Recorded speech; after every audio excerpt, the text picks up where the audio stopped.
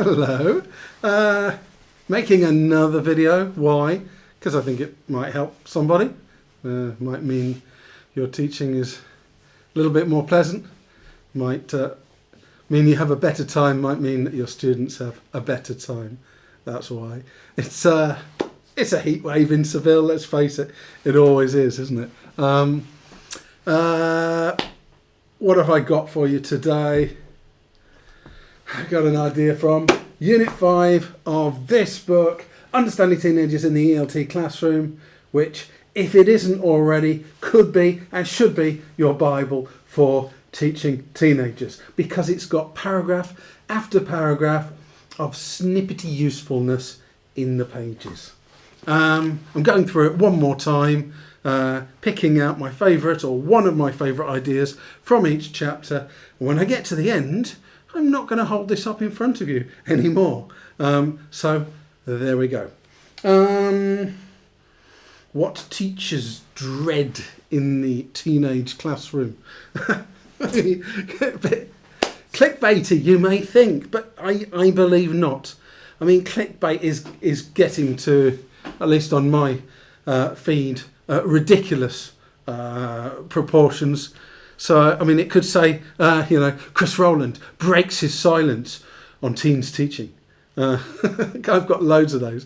And when you unpack them, you just know somebody didn't break their silence. They just said something about something. To break your silence, you need to be sort of keeping your silence, don't you? If you say something, you're not breaking your silence. You're just saying something in it, you know. Chris Roland describes the true colours of teenagers. He just says what they're like, you know. Again, I get quite a few of those. Celebrity, so-and-so says, so-and-so reveals so-and-so's true colours. Oh, he's a really nice guy. That's not what revealing somebody's true colours originally was it? So-and-so Chris Roland sends a chilling message to teachers. And what is the message in the end? Think about this and be careful. It's not really a chilling message, is it? Chris Roland has a blunt response. And then there's, it isn't a blunt response, it's just a short response.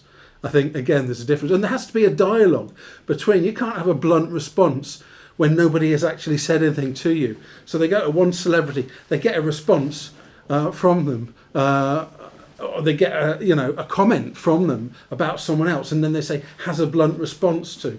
But there was never any dialogue. It's crazy, isn't it? It's all crazy.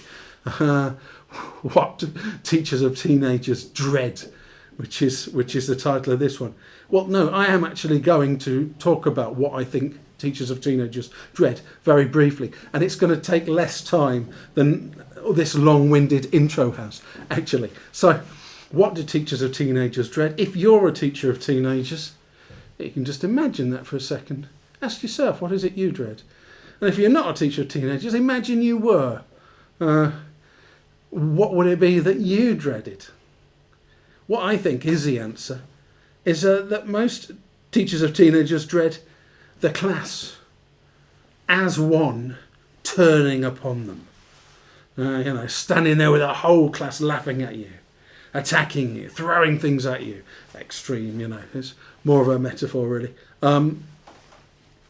I think that's what teachers of teenagers dread a little bit, the class versus the teacher situation. And maybe if they don't realise they dread it, they still sort of subconsciously dread it. Well, that's what I'm going to talk about anyway. And I've got a very simple solution. It is something I never get tired of repeating. I'm going to repeat it again here today. It is that the way we can avoid this, the first way, is to stop treating our class, our groups, as if they were one collective entity, one individual being, as if they were one person. And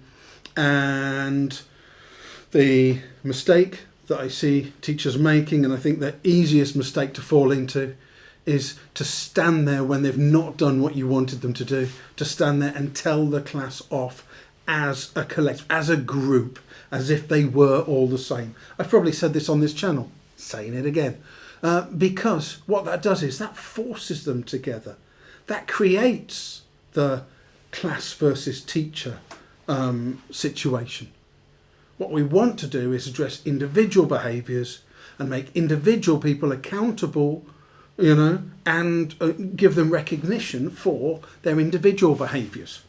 And that. So, that's one of the things we want to avoid. The main thing, that's my point here. That's the point that's in chapter 5 of that book.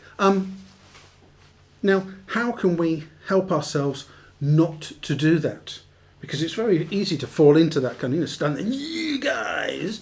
What we can do is train ourselves out of viewing them as one person, as a collective, by not thinking about them as collectives, by thinking about them as individuals between classes when we're not teaching. Not just that class, thinking more, seeing through, seeing the individuals. These are it's mental training. If we can do this in our minds, we change the way we operate when it comes to the heat of the class, the moment, and that. And the other thing we can do, because this is nuanced, I think, and we have to, if we start training our mind and changing our thinking, then it comes through in the lessons, is to actually stop thinking in terms of, or try to train ourselves out of thinking in terms of just whether they're doing what we want them to do or not, and to start thinking and start thinking about the classes in terms of their learning, and what they're learning. Because you think about them in terms of, are they doing what I want them to do?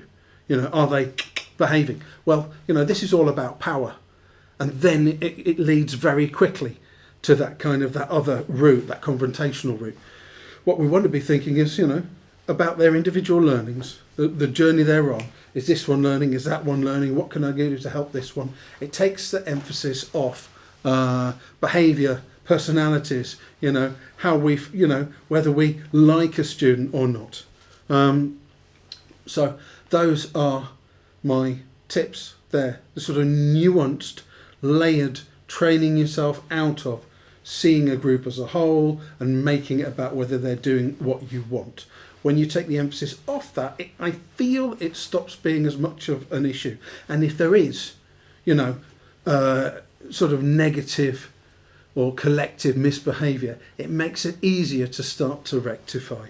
I'll be touching on more of those subjects in talks at the end of this year and next year, talks entitled, for example, Beyond Good or Bad, How Free Can They Be, the wrecking yard of ELT and getting broken activities to work again. And I'll be doing sessions in Poland, in Mexico, in Spain and in Italy very soon. And if you're not in any of those locations, these ideas continue in the next book, Taking Your Teaching of Teenagers to the Next Level, which has been published. It's come out this year, so it is now available. Right, strength and energy with your teaching. If you're teaching now, great, hope it goes well. If you're starting at the end of this month, end of next month, have a wonderful year, have a wonderful life.